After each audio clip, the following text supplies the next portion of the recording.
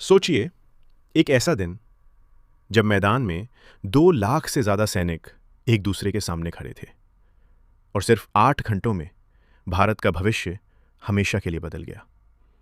ये तारीख थी 14 जनवरी 1761। पानीपत का मैदान, जहां होने वाली थी इतिहास की सबसे भयानक लड़ाइयों में से एक।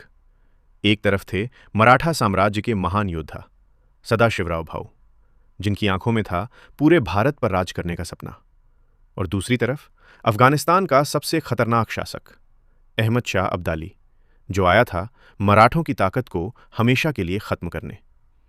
सुबह का सूरज जैसे ही उगा, मैदान में सन्नाटा छा गया। फिर अचानक तलवारें टकराईं, तोपें गरजीं और पूरा मैदान चीखों से गूंज उठा। मराठा सेना पूरी ताकत से लड़ रही थी और ऐसा लग रहा था कि जीत उनकी होगी। तभी एक गोली चली और मराठा साम्राज्य के युवा राजकुमार विश्वासराव घोड़े से नीचे गिर पड़े। ये दृश्य देखकर मराठा सेना का हौसला टूट गया। यही वो पल था जिसका इंतजार अब्दाली कर रहा था। उसने तुरंत चारों तरफ से हमला करने का आदेश दिया। मराठा सेना अब चारों तरफ से घिर चुकी थी। सैनिक एक एक करके गिर रहे थे।